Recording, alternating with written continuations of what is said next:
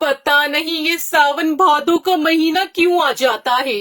जब भी ये बारिश का महीना आता है हम गरीबों की परेशानी बढ़ा देता है। टुनटुनी बहू, अरे ओ टुनटुनी बहू, पता नहीं ये टुनटुनी बहू कहाँ चली गई। मैं यहाँ हूँ माँ जी, आंगन में देखिए। माँ जी, हमारे आंगन में कितने सारे फूल खिले हैं। मैं सोच रही हूँ माँ जी, इन फूलों को तोड़कर अपने हरी घास की झोपड़ी में सजा दूँ, ताकि देवर जी की शादी में हम गरीबों के घर में थोड़ी रौनक आ जाए। अपनी गर्भवती बहू टुनटुनी चिड़िया की इस बात पर सुंदरी की आंखें भर आती है।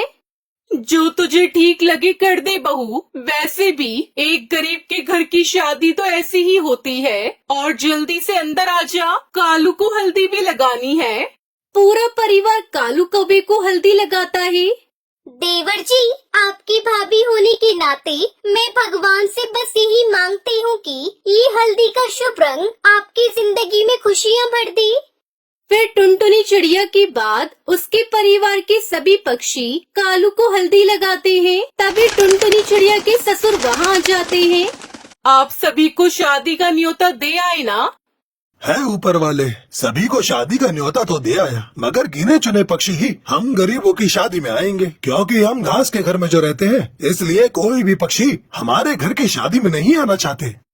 अगले दिन कालू और रानू चिड़िया की शादी हो जाती है और रानू बहू बनकर ससुराल आ जाती है। तभी टुनटुनी चिड़िया सोने के लिए सूखी घास को लाकर बिछा देती है, मगर उस घर में जगह कम होने के कारण किसी न किसी को रात जाकर काटनी पड़ती थी। तभी मौसम खराब हो जाता है और जोर जोर से बादल गरजने लगते हैं।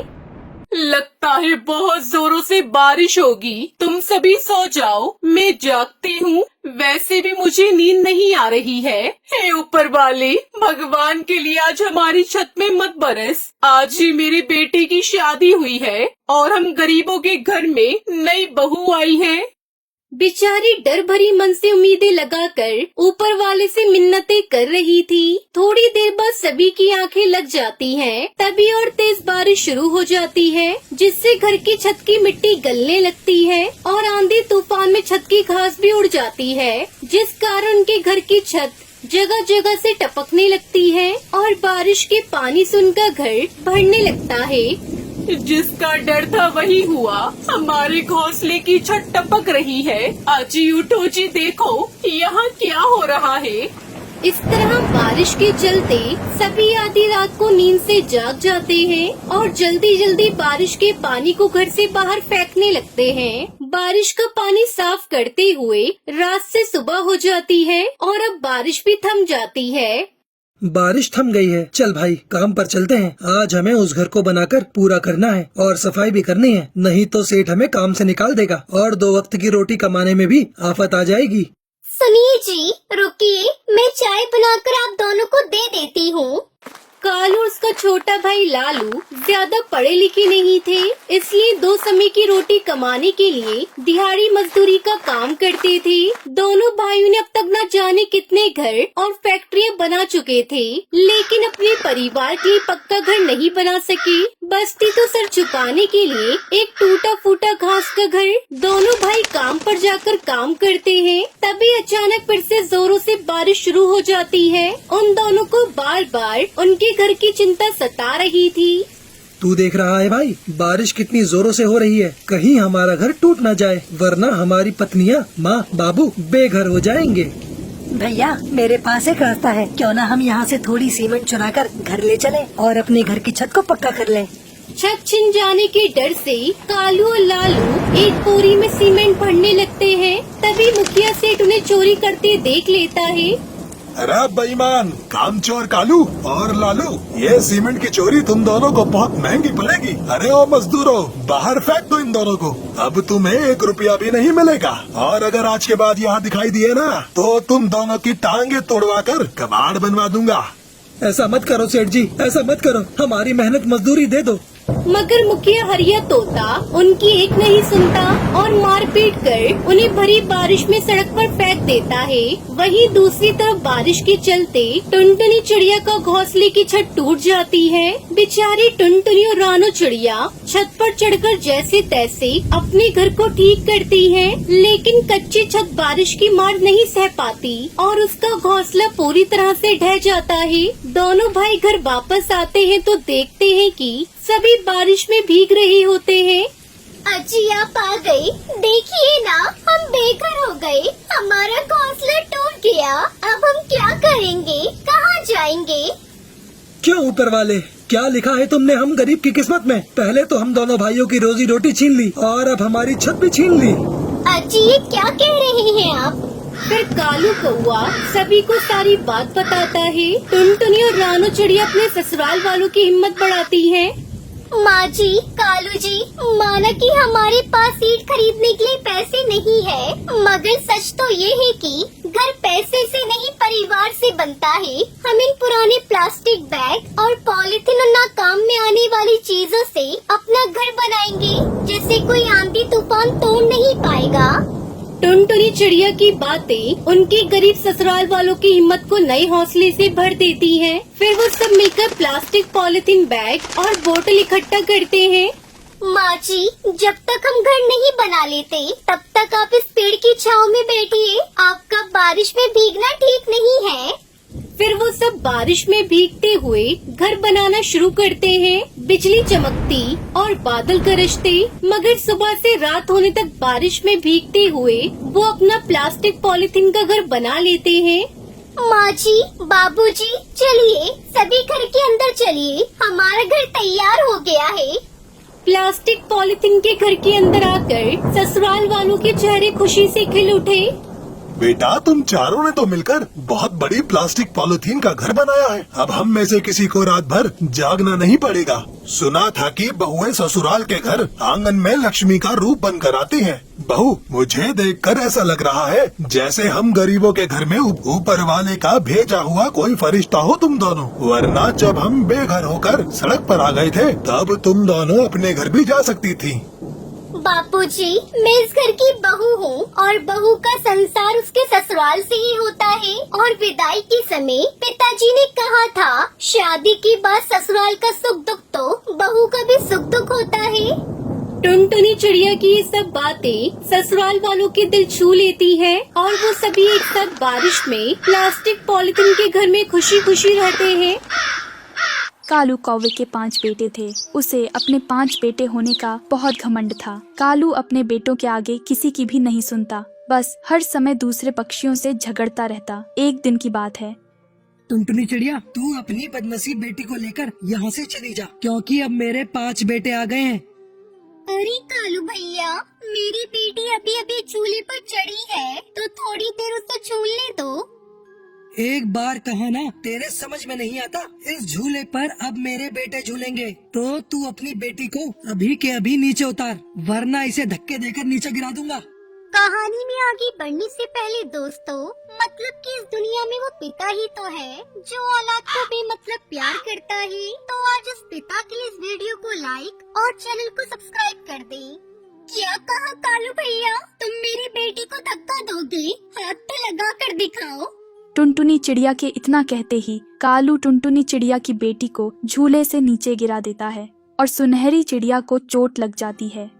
ले, अब तेरी बेटी को हाथ भी लगा दिया और उसे नीचे भी गिरा दिया। अब इसको लेकर चुपचाप यहाँ से चली जा। कालू, इतना भी घमंड ठीक नहीं है। एक दिन तुम बहुत पछताओगे और फिर तुम्हें अपने अहंकार का एहसास होगा।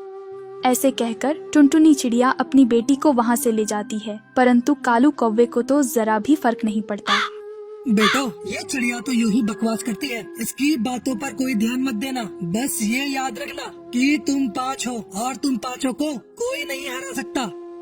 वहीं सुनहरी चिड़िया के बहुत दर्द हो रहा होता है। मम्मा, जब से कालू अंकल ने मुझे नीचे गिराया है तब से मेरे पंखों में बहुत दर्द हो रहा है। मम्मा, मेरी प्यारी बेटी, मैं अभी आपके पंखों में दवा लगा देती हूँ, फिर सारा दर्द खत्म हो जाएगा।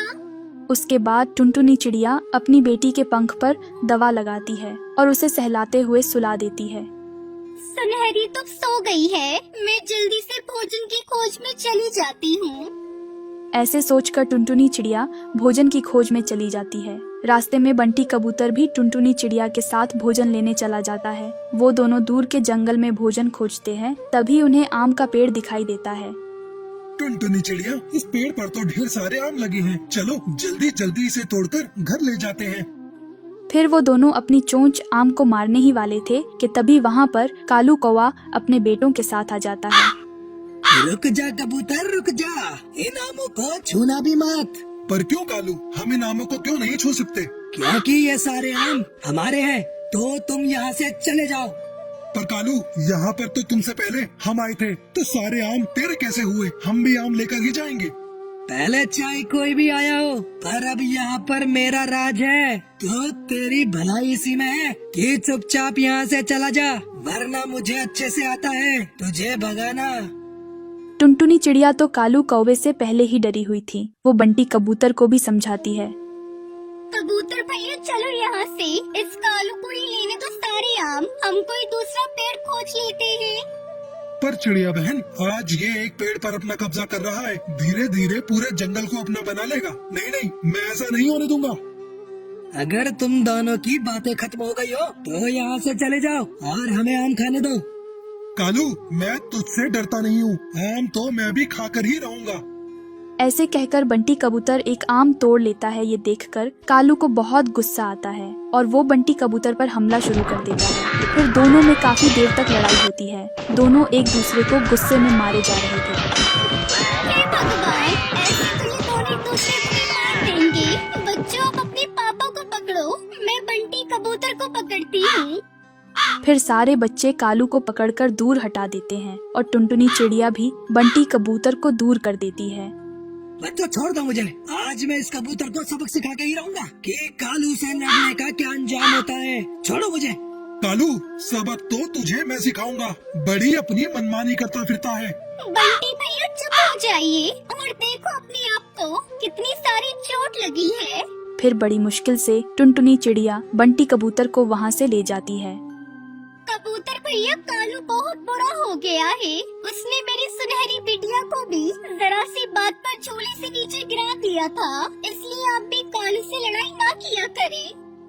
टुनटुनी चिड़िया, ये बात आपने मुझे पहले क्यों नहीं बताई? मैं उस कालू को छोड़ता नहीं, उसे और भी मारता। बंटी भैया, आप कब तक कालू से लड़ोगे? अभी तो उसके बेटे छोटे हैं, परंतु जब वो बड़े हो जाएंगे तो वो अपने पिता के जैसे ही बुरे बन जाएंगे और सबसे बदला लिया करेंगे। फिर बड़ी मुश्किल से टुनटुनी चिड़िया बंटी कबूतर को वहाँ से ले जाती है। टुनटुनी चिड़िया ऐसे बंटी कबूतर को समझा देती है और बंटी कबूतर भी आगे से कालू से लड़ाई ना करने की ठान लेता है। अगले दिन कालू के पंख और पैरों में दर्द हो रहा था, जिसके कारण वो अपनी जगह से हिल भी नहीं पाता है। पिताजी, आज आप घर पर ही रहे और हम जाकर जंगल से भोजन लाते हैं। ठीक है, आज तुम सब भोजन लेने चले जाओ और याद रखना, जैसे मैं लाता हूँ ठीक वैसे ही तुम्हें भी भोजन लाना होगा। पिताजी, हमें सब याद है, हम भोजन छीन कर ही लाएंगे, आप बस हमें ये बता दो कि आपको कौन सा फल खाना है। शाबाश मेरे बच्चों, अब जाओ और मेरे लिए एक मीठा सा पपीता लेकर आना। अपने पिता के कहे अनुसार वो पांचों जंगल से दूर चले जाते हैं और पपीता ढूंढने लगते हैं। भैया, वो देखो, एक छोटा बच्चा पपीता खा रहा है, चलो उससे छीन कर पपीता घर ले जाते हैं। वो पांचों बच्चे नहीं जानते थे कि वो छोटा बच्चा चील का है और उसके पास जाकर पपीता छीन लेते हैं। चील का बच्चा जोर जोर से रोने लगता है। अपने बेटे की रोने की आवाज सुनकर उसकी मम्मा वहाँ पर आ जाती है और उन सारे बच्चों पर हमला करके उन्हें घायल कर देती है। तभी ये सब टुनटुनी चिड़िया देख लेती और कालू कौवे के सारे बच्चों को घर ले जाती है। वही कालू अपने बेटों का बेसब्री से इंतजार कर रहा था। अब मुझे ही जाकर देखना होगा कि पांचों के पांचों कहाँ रह गए। फिर कालू कौवा अपने बेटों को ढूंढते हुए टुनटुनी चिड़िया के घर पहुंच जाता है और टुनटुनी चिड़िया उसे सारी बात बताती है। वही बच्चे भी अपनी आंखें खोलते हैं और कालू कौवे को पूरा सच बताते हैं। कालू कौवे अपने आप पर बहुत शर्मिंदा हो रहा था। कालू भैया, उस चील का शुक्र मानो जिसने आपके बेटों बेटों को जान से नहीं मारा, बस अपने घोंसले से नीचे ही फेंका, वरना पता नहीं आज क्या होता। हाँ कालू, अब तो तू अपना घमंड छोड़ दे और अपने बेटों को अच्छाई का रास्ता दिखा। मैं आज ही अपना सारा घमंड छोड़ दूंगा और तुम दोनों भी कृपया करके मुझे माफ कर देना। मैंने तुम्हारे साथ बहुत बुरा बर्ताव किया। फिर उस दिन के बाद से कालू कौवा सब पक्षियों से अच्छे से पेश आता है और अपने 5 बेटों को अच्छाई का रास्ता दिखाता है।